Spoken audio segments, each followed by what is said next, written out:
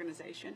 We have 8 redos in Louisiana, and LED has in the past had sort of a formal but informal relationship with those 8 redos. The one in Baton Rouge obviously is BRAC, New Orleans is GNO Inc., and throughout the state, the entire state is covered through those 8. So the first thing that we are now looking at through the lens of the new economic development, the new LED, is that I just fundamentally believe, as does Governor Landry, that all economic development really is much like politics. It's local, right? It starts at the local level. It needs to start at the local level because first and foremost, you know your cities, your towns, your parishes better than Baton Rouge does. Forgive, you know, when I say Baton Rouge for these purposes, I mean the capital, right? I don't mean the city right now. And you know the politics, you know the communities, you know the agendas in the communities, you know what's important to the community. So all economic development to be done successfully, first and foremost, has to start locally. So the department has shifted our attitude and our relationship with these 8 regional economic development organizations to have them drive more of the agenda rather than react when we engage them. So that's the first really important piece. The other piece of this great slide is this great graphic of lots of different government entities, because successful economic development has to be a whole of government approach. You know, as I jokingly say oftentimes, you know, if Commissioner Temple can just solve those problems, and Secretary Nelson can just solve those problems, and Superintendent Brumley can just solve those problems, my job's going to be a lot easier, right? And so it's sort of flip, but it's also honest, right? This has to be a whole of government approach.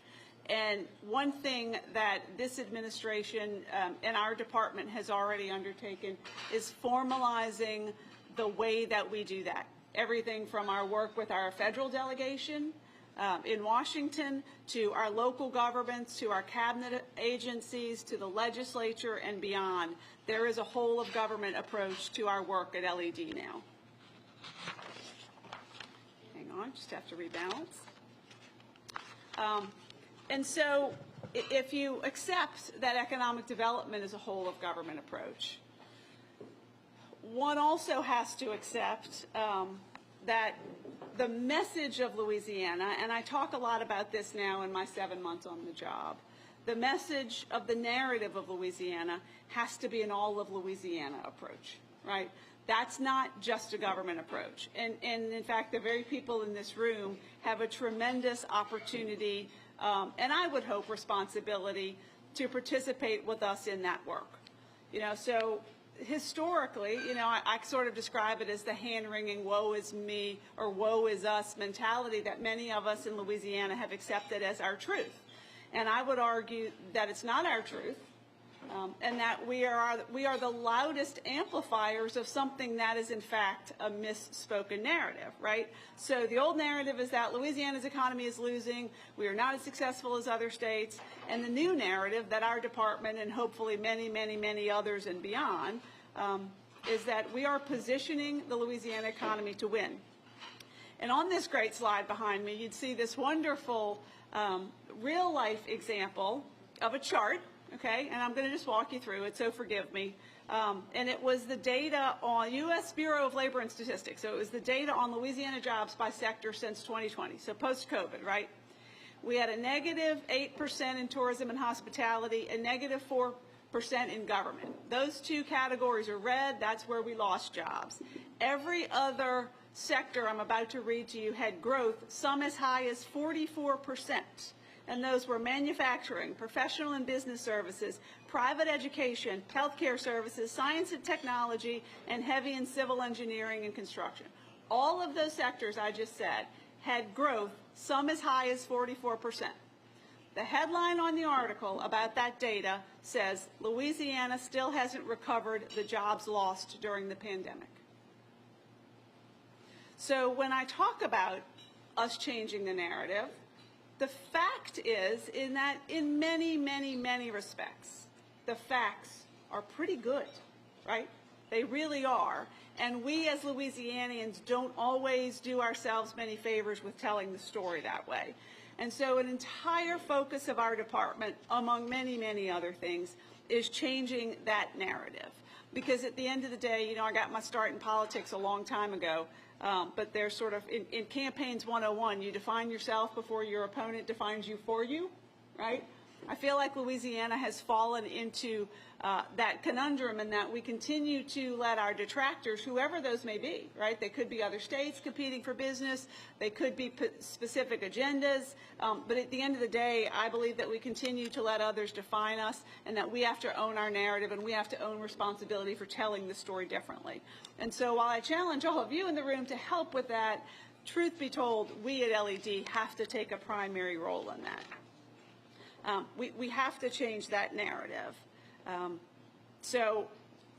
I also believe, if you really look at the statistic that we're all very used to wrapping our heads around and then wringing our hands around, about this perception that our children have to leave to go find economic opportunity elsewhere, right? I would argue that, number one, that's not true, and you'll hear more about some information as I walk through this presentation. But number two, there's no other state agency better positioned to try to change that narrative, and more responsible, frankly, for changing that perspective than ours. At the end of the day, there are two state agencies with large marketing budgets. You know what they are? Ours and tourism, right? So the Lieutenant Governor has a significant budget to promote and market the state, and LED has a significant budget to promote and market the state. The biggest challenge with that is the very message that the Lieutenant Governor does a great job of selling, that we're fun, we're easy, we're laissez-faire, right? We like to have a good time, is the very message I have to spend state resources trying to counter oftentimes. Because at the end of the day, we want to and need to be taken seriously as a place to locate your business, expand your business, and invest your resources in Louisiana.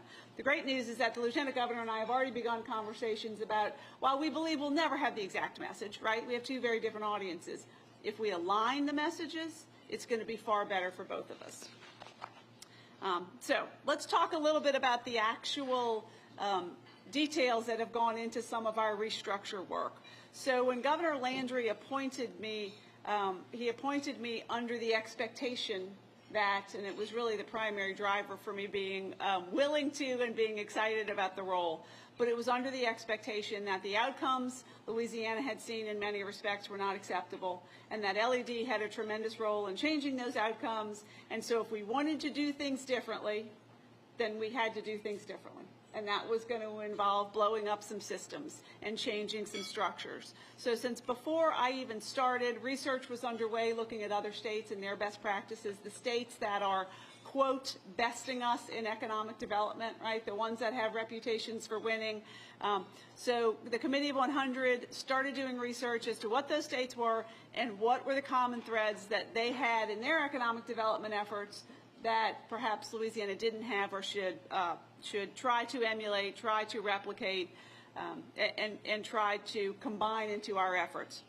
And so sort of what I did from there, because I like to boil things down to the most simple form, is I said, what are we trying to solve for? Before we come up with a solution, can someone please help me understand what are we trying to solve for, right? And I'll tell you, here are the things we were trying to solve for. Successful states have private sector guidance, vision, and leadership involved in their economic development efforts, right? They don't just have government bureaucrats setting the course for what economic development should be and how job creation should be handled. They have the private sector, the very leaders who are the job creators in their states, participating in the work itself, okay? So that was one piece that successful states had. The second piece that successful states had was a long-term strategic plan and strategic vision for what successful economic development for their state looked like. Louisiana hasn't had a strategic plan for economic development in 16 years.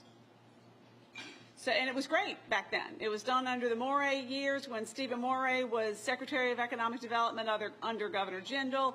McKinsey did the plan. It was called Blue Oceans. It was incredibly aspirational, lots of value to it. And our department has been working off of that plan, and I say that loosely, for 16 years. So we knew we had to solve for that. And then there was this one other piece that sounds boring but important, is how I like to describe it. And that is successful economic development agencies across the country, the states that are winning, the staff of the people who are administering the work of economic development are not tied down to bureaucratic regulation that slows things down. They have the ability to respond at the speed of business. And so those were the things we were trying to solve for, right? So that became real simple when we realized what we were trying to solve for. So here is what Senate Bill 494, which became Act number 590 of this past legislative session, which we referred to as the Positioning Louisiana to Win bill. And we continue to use that moniker today. Here are the things that it did. Number one was it created the Louisiana Economic Development Partnership Board, which is a board of 11 appointments, 9 of whom are appointed by the governor, 1 by the president of the Senate, 1 by the Speaker of the House, and they are private sector individuals who have business experience, business leadership experience in Louisiana, who have invested capital, who know how they succeeded, who know what the barriers to their success were. And that board, the governor is actually finalizing those appointments, and we expect that announcement to be made hopefully by Friday of this week, absolutely no later than next week. And that board will meet and get about the work. Their primary responsibility is much like you would hope to see in sort of a corporate governance board, is number one, setting vision for what we can be. But number two is ensuring that our department has a strategic plan. And as importantly as having it, that board is responsible for holding our department accountable to that strategic plan. And so those things are all in the works as we speak.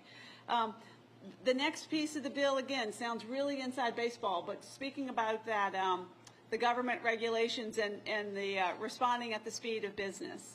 The bill allowed our department to be exempted out of state procurement and state Office of Technology Systems rules, and allows us to procure our own rules, or promulgate, rather, our own rules for those processes. And that sounds irrelevant, but I'll give you a great example. We were looking for a contractor. You know, part of our work is small business work, and one of the services that we provide through training and education is that we hire professionals who will go train small businesses in their work. So, for example, we'll hire CPAs who will go teach classes for small business accounting for small businesses in workshops around the state. We had an RFP that trying to hire those accountants to go teach the class to our small businesses who don't have the luxury of paying for or hiring that themselves. That RFP sat in our state Office of Procurement for 9 months.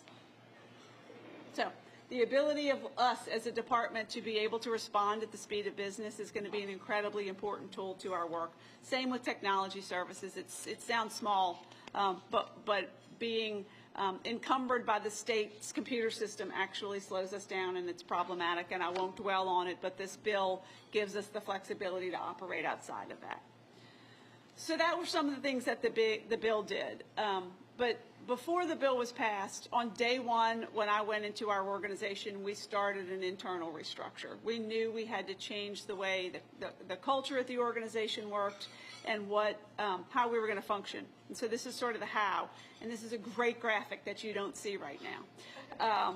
But the acronym is AIM, right? And it's got an arrow and a target for this great graphic you're not looking at. And the A is align, the I is integrate, and the M is maximize. And that is the internal operating procedure for every single thing we now do at our department. When we have a project, when we have a conversation, when we have a communication, when we have a potential, when we have a problem, right? The first thing we do internally is when we assess the situation, we say, who do we need to align with about this? Who are the obvious partners, whether they're inside of state government or outside of state government? But who do we need to align with? So first we identify who we need to align with. Then we integrate with them. How can we integrate with them to work towards solving this problem, right? Maximizing this potential. And then the M is maximize. How do we maximize? I think maybe this has become because I come from the private sector. Maybe it's because I come from running a nonprofit, a foundation for the last 17 years. But maximizing everything we did was at the core of sort of how I've led for 17 years, and it just seemed pretty obvious to me inside of the State Department. So this AIM graphic is on everything you see inside the department. It's great, and it's highly effective. So that's one piece of how we're doing things differently. But we really did structure all our internal departments as well, and I'm going to tell you sort of how we did that, and gosh, you could read it. So I'll tell you what they are first. Business development, completely different. Innovation, completely new. State economic competitiveness, new-ish, I'll explain, strategic communications, and strategic communications usually involves visuals, legislative affairs, finance and operations, private sector engagement, and Fast Start. So those are our internal departments. The leaders of each of those organizations report to me. Those are my only direct reports. That's how I manage our department. But those great leaders all manage a team of really great staff to the tune of about 200 people. So let me tell you some of the specifics around that. Our Office of Business Development. I've told this story often. Adam Knapp mistold it, and he very apologetically corrected himself to me after the fact because it led to some bad headlines last week. But so when I walked in on day one, I didn't know anybody at the department. I didn't know anybody. And so my deputy called a meeting. I said, could you call a meeting of my direct reports so I know, right, who they are and what they do? And so the first thing I did was I walked into a room that had almost as many people as that are in this room right now. There were 23 people, 20, maybe more, 27 people around a table who were direct reports to the secretary. So in the back of my mind, the first thing I said was, yeah, we're going to do that differently. The second thing is everyone went around the table and they described what they did at the department, what their role was. And they used a lot of government words, right? And so by the time it wrapped back around, I said, time out, appreciate everything, and you all sound like wonderful people. I just want to understand whose job is it? Who here's job is to find leads, find projects, find companies, find opportunities, to generate opportunity for Louisiana. Whose job is that? Raise your hand. Nobody raised their hand. So that's when I knew we had to do business development differently. We historically had an Office of Business Development that did not include any kind of lead generation. We had an Office of International Commerce whose job it was to actually do business development, but internationally. And then we had a department that was business expansion and retention, whose job it was to go talk to existing businesses and see if they wanted to stay. Different leaders, different staff, different plans, different activities, absolutely no integration. So all of that work now is all under the heading of our Office of Business Development with one leader who organizes and capitalizes on all of that talent and all of that work in that space. Huge transition. Number two, we had a small business department, which actually has a really good reputation. But there's a lot of financial components to our small business work that didn't have a very good reputation. SSBCI, it's a government acronym, it's federal money, small business support, something, something.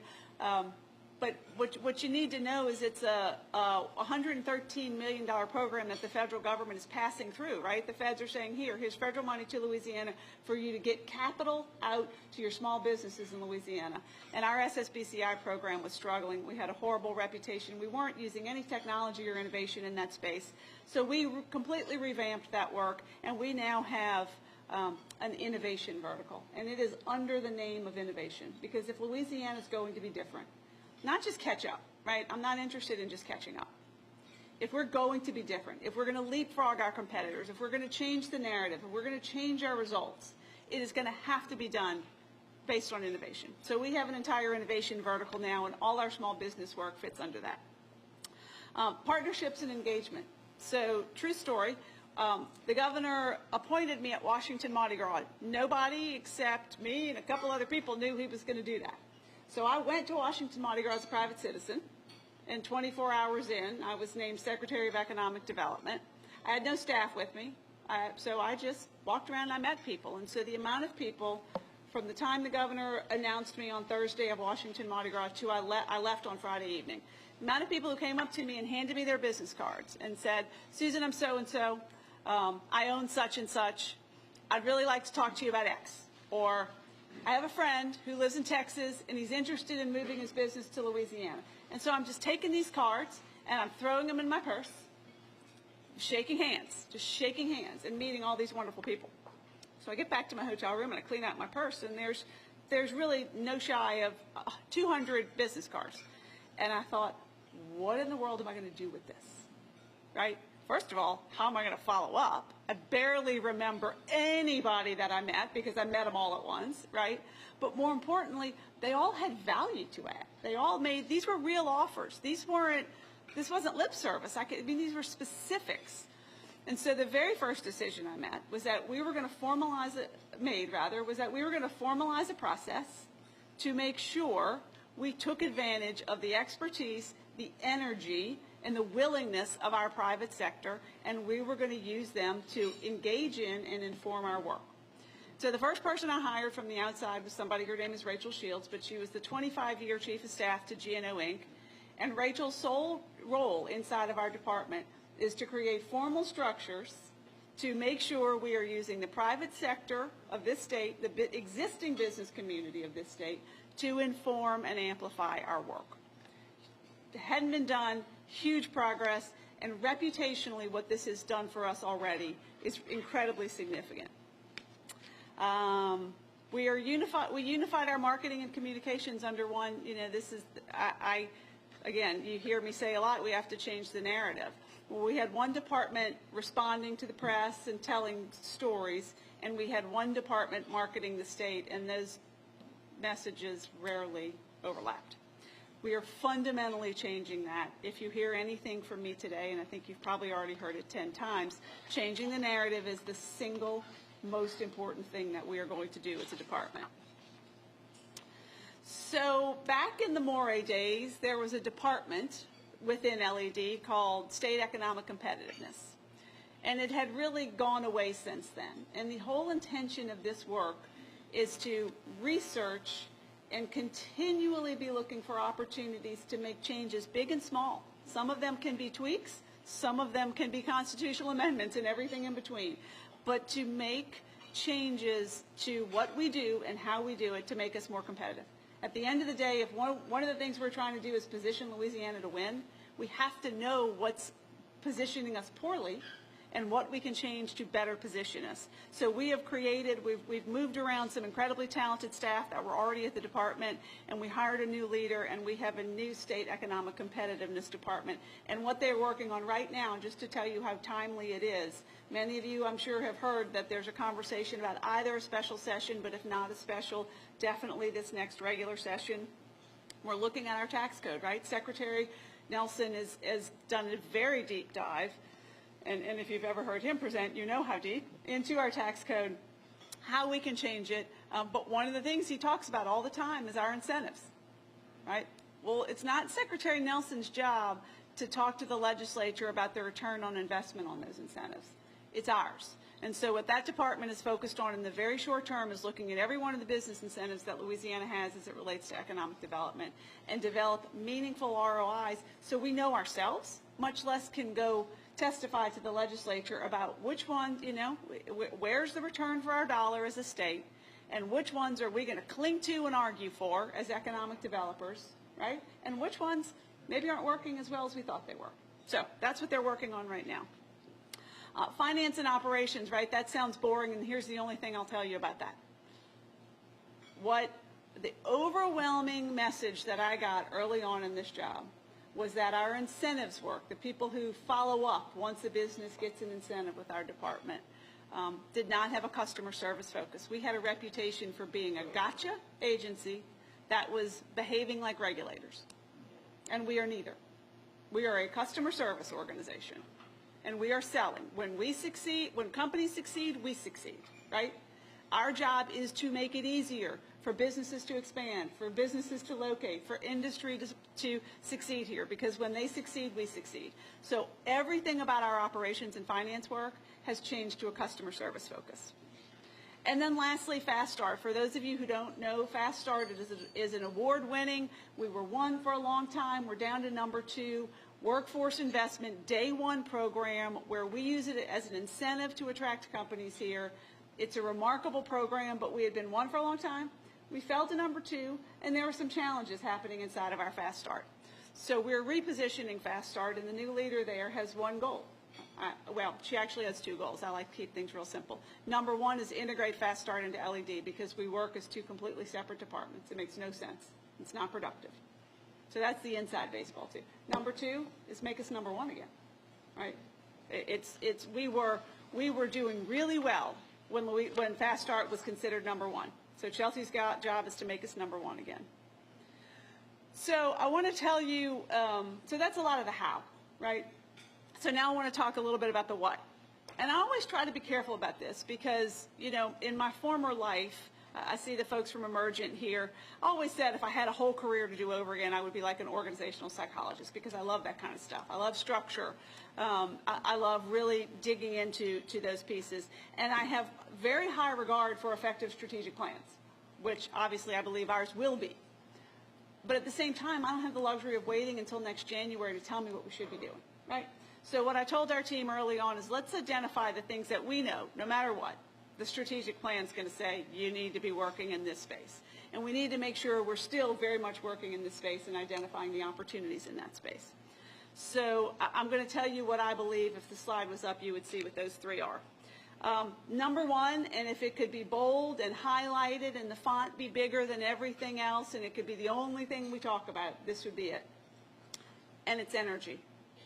And it's not just because Louisiana is a traditional oil and gas state, which we are. You know, my boss makes it clear every time he speaks, and he likes to make sure I make it clear every time we speak that we are an oil and gas state. We have been in the past. We absolutely believe we will be in the future. But the energy addition, everything that is coming, everything that the globe is demanding around energy, around environmental sensitivities to energy, around decarbonization, around renewables, right? Everything that is being, I call it, there's a global insistence. This is not a domestic policy that's going to change this very much, quite honestly. This is a global insistence on that work. And Louisiana is better positioned than any state in this country to take advantage of it. I'll tell you why. Well, this is a stat that I found fascinating. Goldman Sachs has already identified $3 trillion worth of energy addition investments that are going to happen between now and 2032. Oh, that's only 8 years. $3 trillion in 8 years are scheduled to be deployed in this space. Here's why Louisiana is right for that. Number one, let's just talk carbon capture, right? I often tell the governor I should have been forced to go back and take a chemistry class before I took this job because so many of the processes and so many of the opportunities we have involve chemistry that I haven't had since high school. But if you look at decarbonization, and particularly carbon capture, and the opportunity we have in that space, many places, you need three things to be successful in carbon capture. There are several places that have two of these three. Louisiana is the only place that has these three. We have three of the three, and no one can catch up with this. Number one is that I call it rules, rocks, and movement. Okay, told you I like to oversimplify things. Number one, rules. We have primacy, right? The EPA has given us the ability to permit our own wells for this work. So we make the rules. We can expedite permitting. We can do that. We are one of only 3 states that have primacy, right? So we can make our rules. Number two is the rocks. We happen to have the right rock formations under Louisiana land to make us ripe for this. And 3 is movement. You have to be able to get it from where it is to where you want to put it. And we have more pipelines running under our soil than any state in the country. So we have rocks, we have rules, and we have movement. Louisiana stands at the absolute forefront of opportunity in all things carbon capture. And our Department of Energy and Natural Resources is paying an immense amount of attention, making sure we get it right. Number two is our petrochemical history. You know, we are an industrial state. We have been for a long time. We have a workforce that's trained in it. We have a workforce, you know, this is my both number 2 and number 3 point here. We have a legacy workforce. I bet every one of you know people who work in a family where their mom or dad worked in the same industry, their mom and dad worked in the same industry. We have generational workforces. We have pride in our work. We wrap our culture into our work. We do it. We're loyal. We're committed. If I could brand and package our workforce, because every state has workforce challenges. That's not unique to Louisiana. If I could brand and package our workforce and just skin it for what it really is, other states would buy it from us. So energy. Highlight, highlight, highlight, right? Number 2, technology. all things technology. And most people would go, wait, this is Louisiana. Did Susan just say we have room in technology? We have a lot of room in technology, right? At the end of the day, we have two things that a lot of places don't have. We have land and we have grid capacity. Land and grid capacity gets a lot of attention. And it's not Bitcoin mining. It's not that kind of work. And it's, you know, people hear data centers and they don't understand what those are. They think that's a building with some computers in it. And, oh, they're buildings with some computers in them, for sure. But there was a great Wall Street Journal article last week that talked about just this data center space and how it is the perfect marriage of taking what had typically been blue-collar workers, upskilling them slightly into specific technology, and turning blue-collar folks who are used to working shifts and used to working with a screwdriver, and barely upskilling them into technology jobs. Those are data center jobs. They're very high-paying.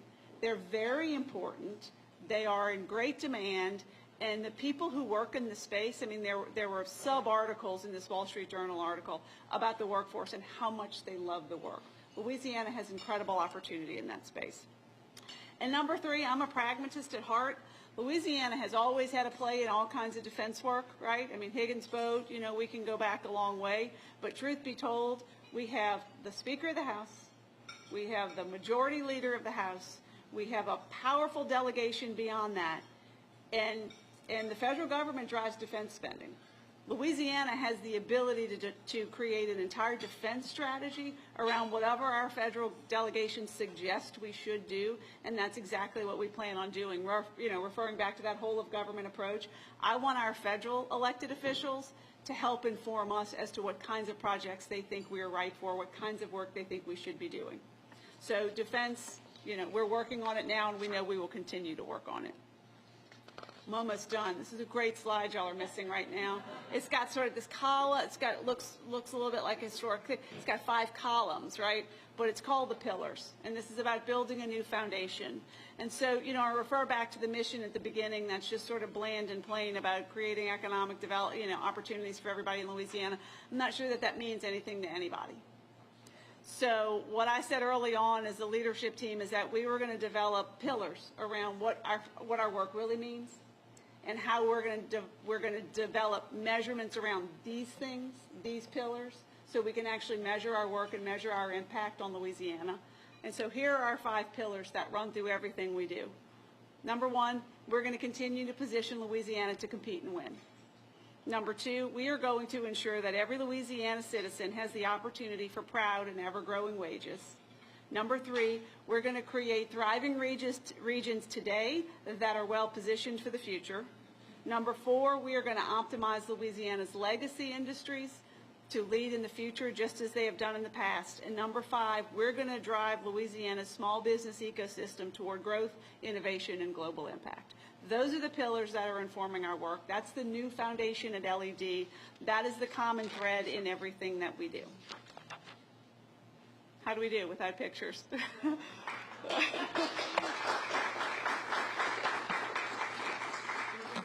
minutes left for questions. And Barry raised his hand very quickly. To your point, without pictures. So I sit in this room or that room over there once a week, and typically each speaker will have a visual. And how you articulated what the visual was supposed to look like, I can see your visual as much as I can see any of theirs. The print typically on it is too small. I can't see it. So just tell the story, huh, Barry? Is that what you're saying? Thank you. Thank you. Questions? Wow, I must have been very effective. So. How will you, earlier you spoke of committee of 100. And I'm not sure if you tied them into it, but one of your first questions to your new staff was, who are the people responsible for going out and getting or approaching those companies? Yep. And you heard correctly, there was nobody raising their hands. Yep. So where's that responsibility shifted to now? Yep, so that's a great question. So it is all under our Office of Business Development, but we've completely reshuffled the team. So we have a portfolio approach, right? But what it is it's teams. We We have sort of a junior level person, a mid-level person, and a senior level person on every team. But what we also have is we have specialists embedded in the team. So for example, we have an international commerce rep on every team, right? So we're not just putting the international reps, but one of the pieces that every team will also have a lead generator. So there will be a person who is responsible for it. But there are 2 or 3 other ways. We're not just counting on our business development folks to do it. You know, this is a great example of a whole of government approach. You know, there's a gentleman who's worked, how long has Jason worked in state government, Nick, you know? Could you guess? So, right, there's a gentleman who has worked for a very long time at our Department of Energy and Natural Resources named Jason Longclough, and Jason is an energy expert, right? Jason's, while working at DNR back then, right, was the one responsible for learning about new energy, learning about how Louisiana's legacy industries can play in the future, sort of learning about all that fun stuff I just talked about, right? And so when the new secretary, Tyler Gray, got to DENR, he realized that Jason was an incredible wealth of information and relationships. He goes to every conference. But historically, he was at every conference with somebody from our department, right? But he was the energy expert. And so Tyler Gray realized that their agency, first and foremost, really is a regulating agency, and ours is not. And so all those relationships that Jason had would be incredibly valuable to us. So we have now done executed a CEA, right? That's speak for it's a cooperative endeavor agreement inside government. And Jason is now working for LED, and he's in charge of all lead generation in the energy space. So that's one example. We're working with our Department of Veterans Affairs to find opportunities to overlap our defense work as well. So we're trying to leverage other state departments to do that work and embed lead generation in the business development team. But the other thing is I talked about hiring Rachel Shields, the partnerships and engagement person. This is going to go live, I think, in the next week or so. But we've created a simple either text or internet-based intake form where if you know someone, you have a friend who's interested in locating his business here, because those were those business cards I was getting, right? We just have a general intake form funnel. Just give us the lead. We'll do all the work. Just give us the lead. So we're using the private sector for it as well. Susan, how soon does LED plan to implement the changes that you mentioned about changing the narrative? So everything I said today is already being done. Changing the narrative is part of all the work we do, not the least of which is me giving these speeches and me doing interviews and me making sure we continue to tell the story differently. We're launching a campaign. Mark, am I allowed to talk about the campaign this weekend? We're launching a campaign this weekend, a little bit focused on this, but it's a Come Home Louisiana campaign. Because one of the things we keep hearing, so you know, this is where I love when things come together. But so all those companies, Fast Start, I talked about Fast Start. Our Fast Start companies, we went back to them and said, what could we be doing differently? What worked, what didn't, right? So they talk about how good Louisiana is at getting them that sort of day one workforce, right? The challenge they're having is as their needs grow, they don't have not the C-suite people, but the more mid-level talent, right? They're really challenged with recruiting and finding that mid-level talent. So we heard that from our industry. But what we're also hearing is this perception that lots and lots of people have, right? Kid graduates from college, moves away, works in Houston for 5 years, starts making $100,000 a year, right? And then they go, I have no opportunity to go home. I really miss home. You know, now I've had a kid and I want to be near my mom, right? But I don't have the economic opportunity to go home. It's not true. And so we are launching this weekend, we're going to do it at the LSU game in Las Vegas, but it's called Come Home Louisiana, and it's aimed at that generation of people who have work experience, and we're going to almost run a concierge recruiting service to make sure we are linking the companies that need mid-level talent with the people who want to come home and go back to work in Louisiana. So the narrative continues, and it's in everything that we do, changing that narrative. Yes, ma'am. What about an educated workforce? Well, clearly, you know, as I said at the beginning, I very flippantly say if Cade Brumley does his job. No, we're working with our partners at the Workforce Commission. Susie Showen and I talk probably twice a week about what she's doing versus what are our employers hearing. Clearly, education is a common thread in everything that we do. But what I say about the narrative, and I will continue to say about the narrative, I'm not being Pollyanna about it. Every state has some challenges in education. We have more than many others, right? And there are a lot of good people trying to solve that. work towards solving that challenge, right? We've got a ways to go. But when you have you have people who are willing to work and you have the ability to get people trained and in the workforce, those components exist and they exist today. Yes? You mentioned bridging the gap with Fast Start and LED, just kind of bringing them together.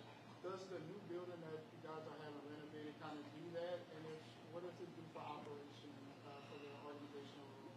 Yeah, it does not, and I wish it did. So that was all pre-me. It was one of the first things that I learned in a couple weeks into the job.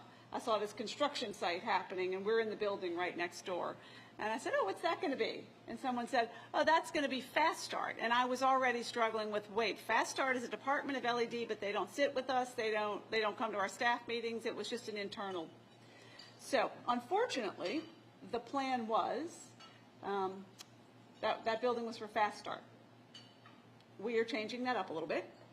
Because we have to move as well. The state needs access. It's sort of an inside government thing, but we're one of the only agencies that has one floor in the building that we're in, and the state needs it for another department, so they're moving us because we're easy to move. So what we've decided to do is, instead of just Fast Start being at that building, and we haven't named it yet, we're kind of treating it as the front of the house and the back of the house, right? The people who are the front of the house, the people who interact with businesses, the one who have to have more of the front of the house focus of our work will be in that building, and the back of the house, more of our incentive administrators, the behind the scenes people will be in the other space, which we're still finalizing. But it's a great question. Yes, sir.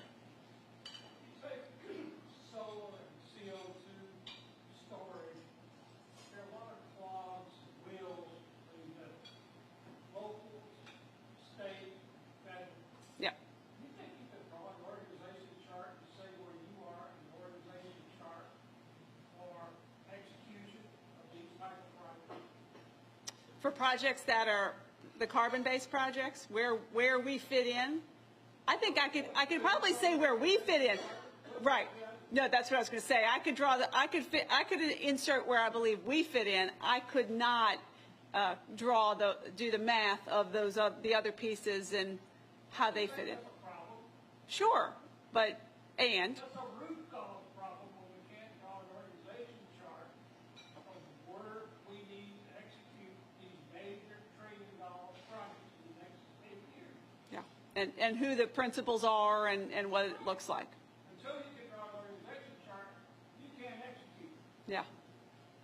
Well, I don't disagree, and so I'm sort of doing that on my own little microcosm way, and that's probably a good conversation for me to have with Secretary Gray and others in that space to make sure we all agree with that organizational chart, right?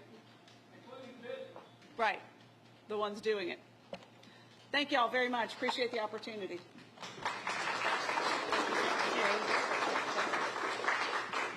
And just a quick reminder, we're actually not going to have press club next week because of Labor Day. Y'all be safe.